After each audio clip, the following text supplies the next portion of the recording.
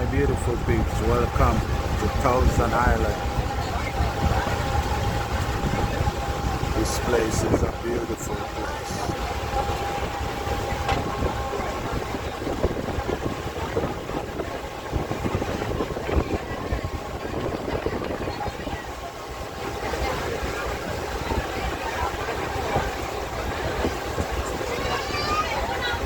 Continuing along right now, we can see the boathouse and caretaker's residence of another beautiful island residence known as Cohasa. This one, just a summer residence built in part of the signature rose granite rock quarried right here in the Thousand Islands.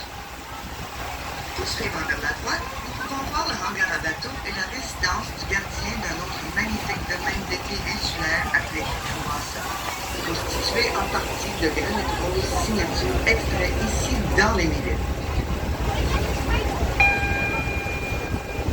The Thousand Islands are indeed nature's treasure trove. For example, there are over 240 species of birds that can call the islands home, including loons, cormorants, osprey, and American bald eagles. But perhaps the bird most identified with the Thousand Islands is the great blue heron. The great blue heron is the largest of our wading birds and can grow to have a wingspan of over 2 meters. Herons were considered to be near extinction back in 1950, at which time it was put onto a list of protected species. Since that time, they have made a remarkable comeback, and they now flourish in the Thousand Islands.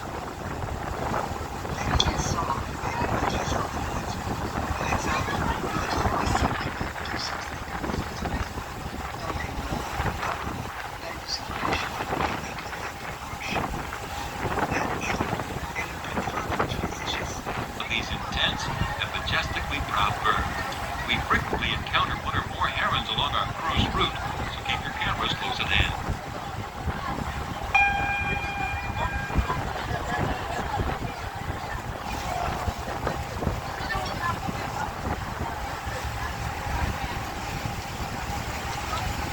Nice cruise.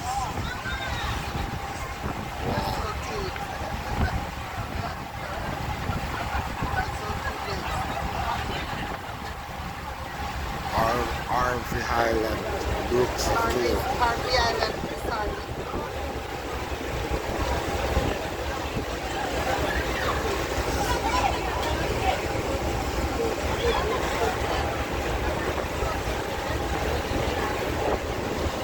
Ahead of us now, over the bow, we can see McDonald Point.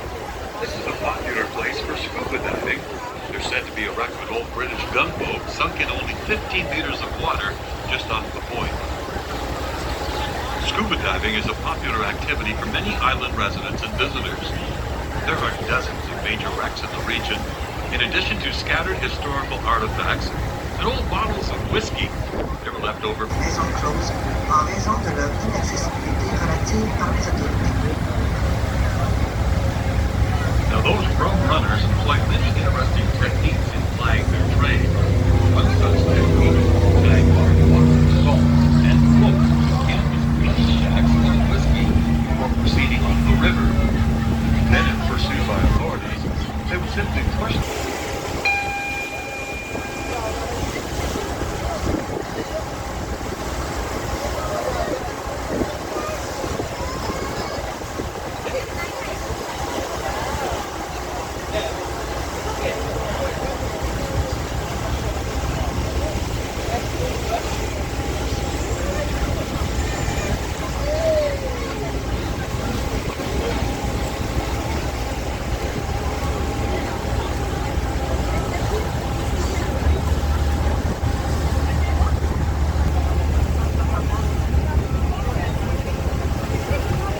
Right now is Stoughton Island, better known locally as Picnic Island.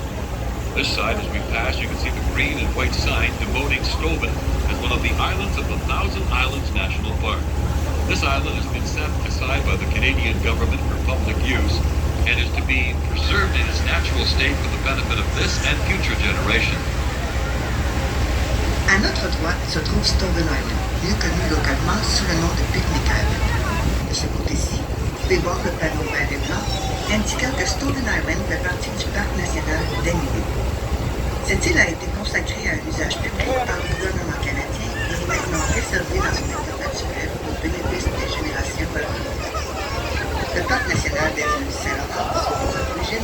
inauguré en 1914 avec seulement 7 îles dans Stone Island pour en compter aujourd'hui 23.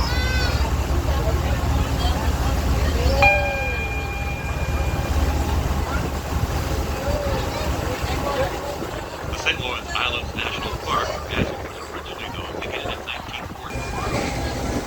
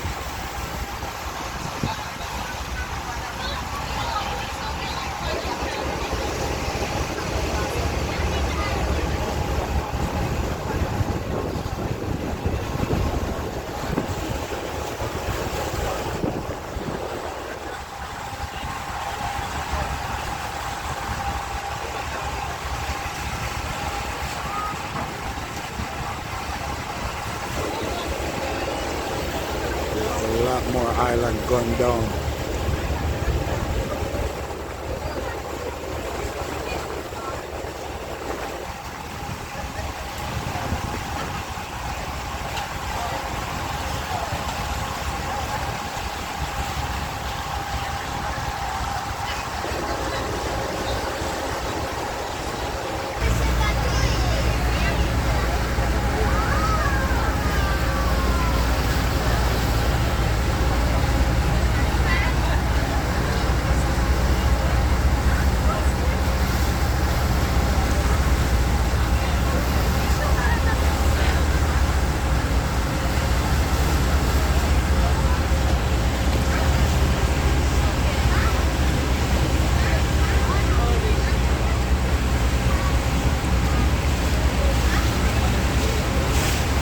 We'll be passing through the narrowest of channels along our cruise route, a channel appropriately named Needle's Eye, given that name by sailors of old, as it was said that getting a boat through here was much like threading the eyes of a needle. Bientôt, nous traverserons l'un des canaux les plus étroits de notre excursion, appelé Needle's Eye, un nom donné par les marins d'autrefois, puisque ceux-ci disaient qu'emprunter ce canal était un peu comme passer dans le This chameau. is a boat. The house As for we the thread boat. the eye of the needle, you can get a close-up look at the exposed rose granite rock that make up the islands. This granite is some of the oldest exposed rock in the world. It dates back more than 3.2 billion years. You see, the islands are actually part of an ancient mountain range known as the Frontenac Axis that connects the Canadian Shield to the Adirondack Mountains of Upper New York State. These mountaintops only became exposed again at the turn of the last ice age. Glaciers retreated across the landscape, they scoured away much of the softer sedimentary rock, leaving behind these harder clusters of granite. Then the meltwater spilled over the sill of what is now Lake Ontario, winding its way through these mounds of granite en route to the Atlantic Ocean, thus forming the Thousand Islands, jewels of the St. Lawrence. Au moment même où nous passons dans ce champ d'aiguille, vous pouvez voir de plus près la roche de granit rose exposée dont constituent les îles. Ces rochers exposés comptent parmi les plus anciens du monde, datant de plus de 3,2 milliards d'années. Voyez-vous, les Nuits font partie d'une ancienne chaîne de montagnes appelée Axe de Frontenac, qui relie le bouclier canadien au mont Indigenous, dans le nord-est de l'État. Ces sommets montagneux devinrent à nouveau exposés au tournant de la dernière période glaciaire. Au fur et à mesure que les glaciers reculaient à travers l'étendue, ceux-ci emportaient une grande partie du roc tendre sédimentaire, laissant derrière ces agrégats durs de granit. L'eau fondue s'est ensuite déversée sur les bords de ce qui est aujourd'hui le lac Ontario, se frayant un chemin à travers sa multitude d'écolites jusqu'à l'océan Atlantique, formant ainsi l'écolier, joyau du Saint-Laurent.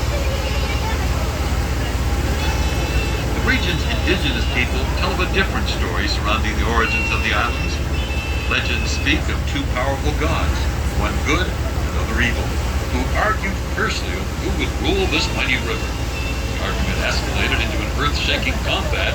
The gods each tore huge handfuls of rock from the face of the earth, and they hurled across the river at each other. During the ensuing battle, many fistfuls of earth fell short of their target and landed in the river. Finally, the good god emerged triumphant. The evil spirits were banished from the region forever. Under an enchanted spell, forests flourished on the 1,000 chunks of rugged rock which had fallen into the river. The rocks became the 1,000 Islands, or as the Canada's first people knew them, Manitowana, the garden of the Great Spirit. Les peuples indigènes de la région ont une toute autre histoire en ce qui concerne les origines des Mille-Îles. La légende raconte que deux dieux redoutables, l'un bon et l'autre mauvais, les bâtirent vivre. By an invisible border that divides no islands between Canada and the United States. Peu importe la colonie à laquelle vous choisissez d'adhérer, le nom des Mille-Îles fut d'abord employé par les premiers explorateurs français qui appelèrent cette région lac des Mille-Îles. En dépit du nom, on compte 1864 îles au total, dont l'entière superficie est, dit-on, partagée équitablement par une frontière invisible entre le Canada et les États-Unis. Aucune île ne serait divisée.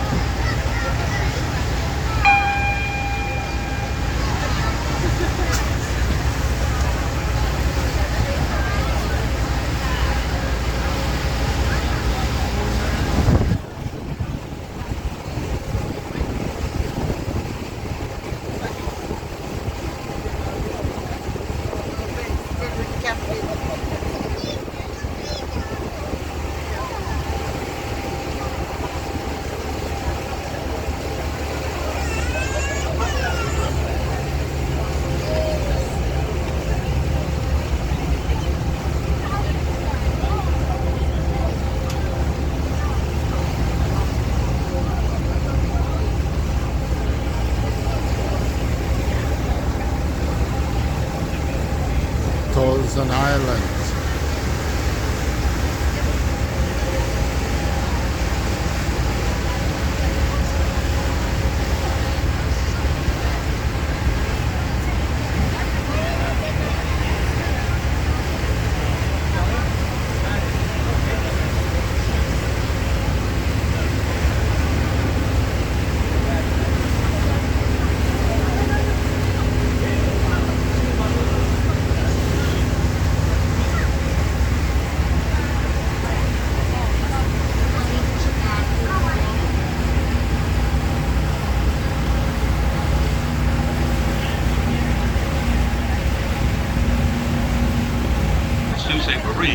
Forms part of the longest freshwater shipping channel in the world. The Seaway consists of a series of locks and canals that allow for the safe passage of ships up to 225 meters or 736 feet in length into the Great Lakes. Distance of more than 2,300 miles or 3,700 kilometers, more than halfway into the North American continent. The present St. Lawrence Seaway was a joint Canadian-American project officially opened in 1959 by Her Majesty Queen Elizabeth II, then President of the United States, Dwight David Eisenhower. En ce moment, nous nous trouvons à 75 mètres ou 240 pieds au-dessus du niveau de la mer, d'où la nécessité des 7 écluses le long du fleuve, constituant le premier tronçon de la voie maritime du Saint-Laurent, et qui, lorsqu'il est combiné au canal Wallonie-Niagara Falls et à la série d'écluses de la rivière Sainte-Marie, dans la localité de Sault-Sainte-Marie, forme le plus long chenal de navigation en eau douce au monde. La voie maritime est constituée d'une série d'écluses et de canaux permettant une traversée sécuritaire de la ville pouvant mesurer jusqu'à 225 mètres ou 736 pieds de long pour se rendre jusqu'au Grand Lac sur une distance de plus de 2300 milles ou 3700 km, ce qui s'avère plus de la moitié du continent nord-américain.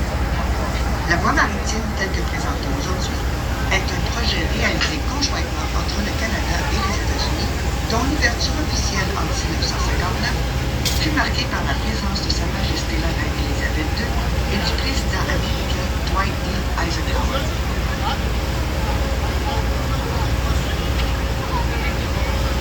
At a cost of 1 liter of fuel per 500 tons of cargo, travelers Sailing over a distance of 200 kilometers, shipping remains one of the most economical means of moving goods and commodities around the world. Additionally, shipping has the smallest carbon footprint over trains and transports, and one ship can remove as many as 963 trucks from the road. On average, over 36 million tons of cargo move through the St. Lawrence Seaway every year. Avec la consommation d'1 litre de carburant par 500 tonnes de cargaison parcourant une distance de plus de 200 km, le bateau demeure l'un des moyens de transport les plus économiques pour le déplacement de biens et marchandises sur la planète. En plus, les navires laissent une plus petite empreinte de carbone que les trains et autres moyens de transport et équivalent à un retrait de 963 camions de la circulation. Une moyenne de 36 millions de tonnes de marchandises empruntent la voie maritime du Saint-Laurent chaque année.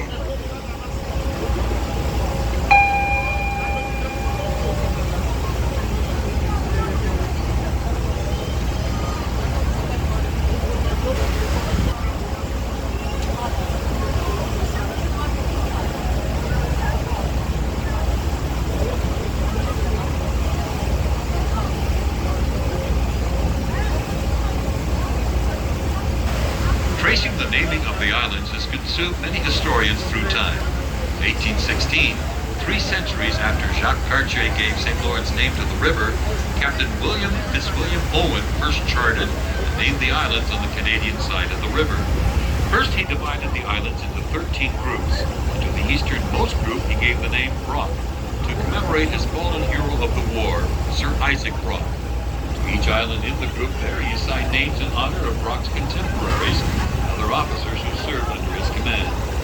The Navy group of islands are named for other officers who distinguished themselves during the War of 1812, while the Lake Fleet group of islands are named for the ships that made up the British Armada, include such names as Axeman, Bloodletter, and Death Dealer.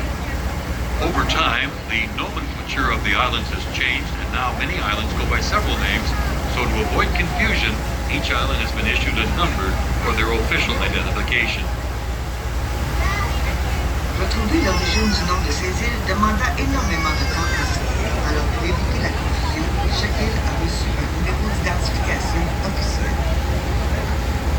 In addition to the 1,864 islands, there are twice as many shoals and shallow shelves or islands that didn't quite make it. In their original registration, an island was defined as rising at least a meter above the surface of the water with at least 2 trees and other vegetation. En plus des 1864 îles existantes, il existe 2 fois plus de hauts fonds, de bancs peu profonds et d'îlots aujourd'hui disparus. Une île de baie, qui est officiellement enregistrée, s'élevait à plus d'1 mètre au-dessus de la surface de l'eau, en plus de posséder au moins 2 arbres et autres végétations.